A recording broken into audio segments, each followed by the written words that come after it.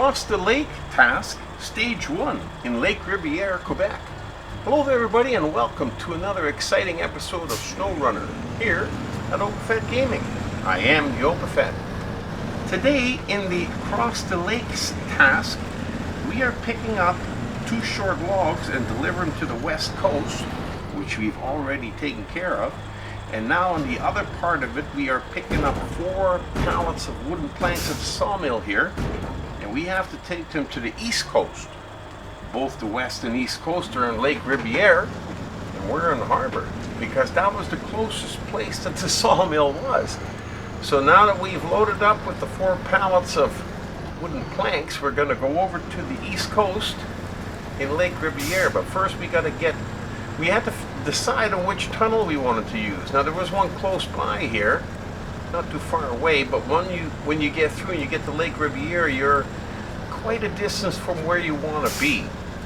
Now we could travel a little bit further here in harbor and get over to the port and take the ferry gateway, and then we're a little bit closer when we're in Lake Ribiere. So that is what I think we're going to do. Now as we're leaving the sawmill here, we are about, I'd say in the middle of the map and about part way down. Now we got to go north until we get to the top of the map where the oil refinery is. And if you've been watching my videos, then you know that we've been through here a few times. Once we get to the oil refinery, we're going to hang a sharp left and head along the top of the map until we get to the port. Anyhow, we'll come back to that as we get to it. First we got to get up this little incline of the ice road, but we don't have too much of a problem with that because we are driving our Avenhorn A15, who's got chains on, so we don't really have any issue with any roads. We got the universal compartment on the back which carries an extra 300 liters of fuel, I believe, and another 160 liters on the bumper, called the Defender bumper, I believe. Anyhow, we got lots of fuel. It's a decent drive, but it goes by pretty quick because the Avenhorn tackles the terrain fairly easily. Now, if you'd go right here, you would end up at that tunnel that I was talking to you about, not too far down the road. So we're close to the top right-hand corner of the map. Now, we got a little bit of an avalanche here. We're just going to go around it. We could go all the way down to ice level and do a big U-shaped detour, but that would be overkill. Because we can just go through here. It's a little bit easier. We've been through here before. You know, you stay on the low end of the avalanche and you just kind of look where the little trees are. And if you aim for the little trees, you seem to be taking the optimum path through here. Now the snow is pretty deep, and the Avenhorn doesn't have the biggest tires, but he's got some really good traction. He's an absolutely awesome truck, but you know, even the best of the best get stuck every once in a while, and then they need help from, a little bit of help from Mr. Winch. And with a little pull on that pole there, we're off and moving again.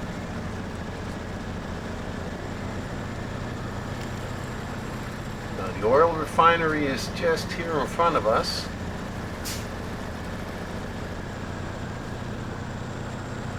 So we're just going to drive through the complex here on the south entrance and leave through the west entrance. Continue on.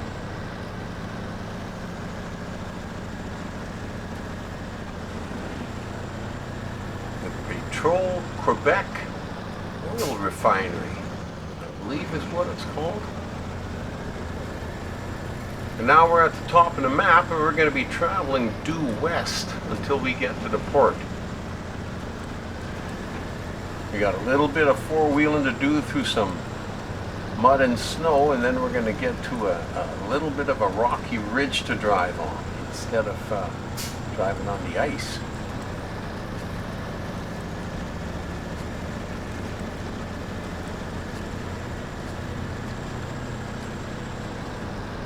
Now I've got the Avenhorn in the high range of the low gear, which I find is the best the best gear for optimum speed and torque to be able to pull yourself through deep snow and mud.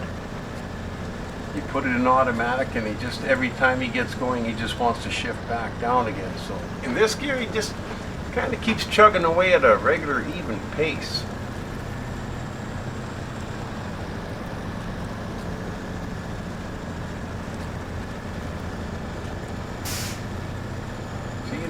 Never really quite, sometimes he slows down a little bit, but he never ever really quite stops.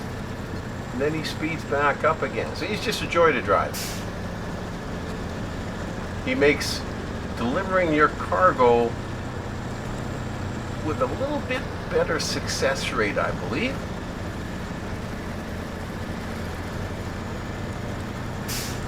I see the sun is starting to go down, and I was hoping we'd make it to the port before sundown. As we're coming up over here. Now, there's two ways to go over here. You can go a little bit to the left and go down to ice level, or you can stay up top and go over the snow on the ridge. I've gone over the ice to here only once, but from the other direction this way. It took me a long time, and I just never did it again. So I always go over the ridge here, but if anybody has gone over the ice all the way to the end here and found a path, let me know. Leave a note in the comments below, because I couldn't find one, and I just got frustrated with it, and I just gave up. And now I just drive on this ridge on the side, and well, even though it's a little bit hard too, and you know, it doesn't always work out quite. I've fallen off this ridge before, but well, if you take your time, sometimes you're okay. And then once you get to the end of the ridge here, now you've got no choice. You have to go onto the ice. But we found a fairly decent track through there that's fairly solid. And you can pretty well see it. Oh, except for that big chunk of ice. That ice didn't want me to go through. But you can see where the solid ice is. You just kind of snake with it and keep an eye on the front end, and if it starts to break through, stop, back up, and move the truck over just a little bit to one side or the other.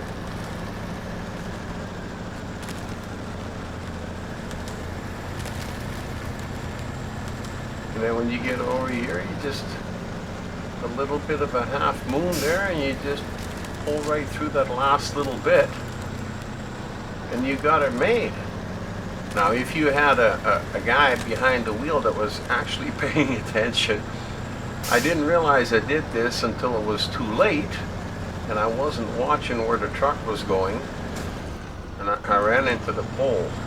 I wanted to have the camera, keep the camera view beside that pipe going over top of the truck, and I ended up running into it. Anyhow, we'll try and readjust for next time. Now, just around the corner here is the gateway. I don't know if they call it a ferry that you take, or if it's a gateway ferry, or what it's called, but this is where we go.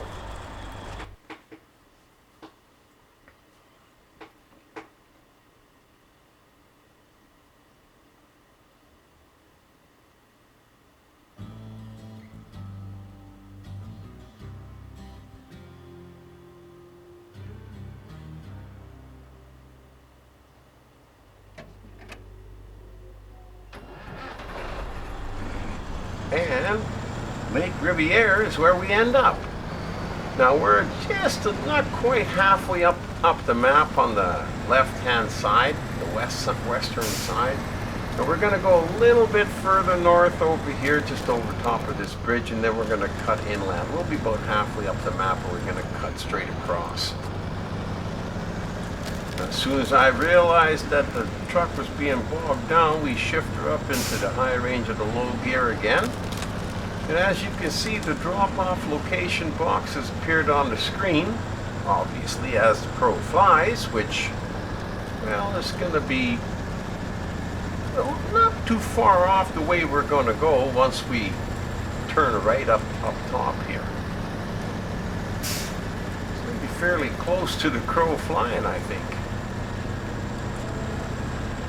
Now with this tree line across the road, and I always try to mention it whenever I drive through here, try to go around the top end. If you hit it a little bit, that's okay, but if you hit it a little bit too far down, it will grab a hold of your truck and it won't let you go. And then you'll end up having to back up and then go wider. Just so you know, try to avoid it as much as you can. As you can see, it was still holding on to the trailer, but still wasn't quite wide enough. Now when you come over here, you can follow the track if you like, or you can go this way that I'm going. Now the track goes straight ahead and then curves to the left back in towards the ice. So either way, you're going to end up on the ice. If you go this way, when you get to the ice, you can hug the left-hand side and pretty well drive all the way to where you got to go to the other end on the side of this little lake area.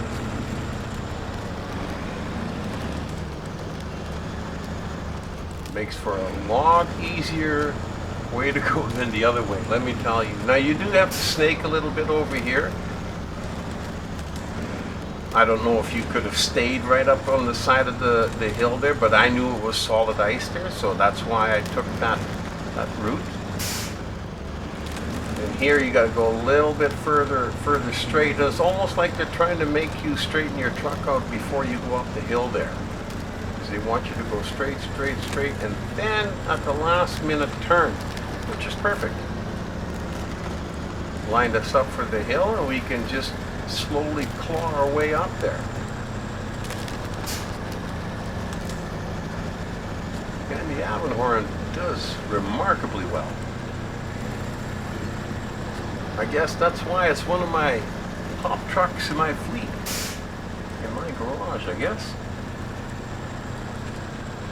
Now we got the old Mercer K520 is resting after a job that he's finished. We don't need any of his fuel, so we can continue on. And as you can see, it's not too far away.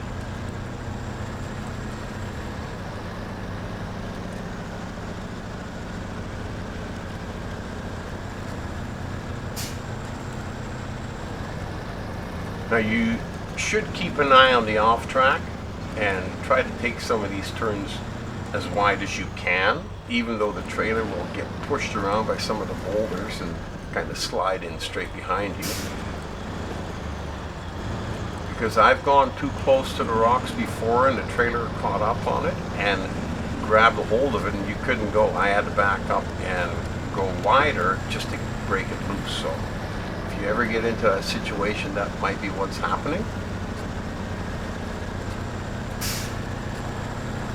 Then when we come through this middle area here, there's two places where you gotta cross the creek like that, and there is no real good or bad place. The water isn't deep, it'll break below your wheels, but you'll be able to keep right on driving. So don't worry too much about the crossing the creek, worry more about the off track on the trailer. Like this one here too, same thing.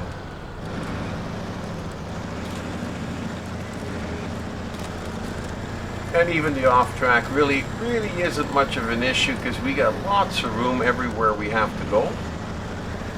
And we're not too far away from where we gotta be.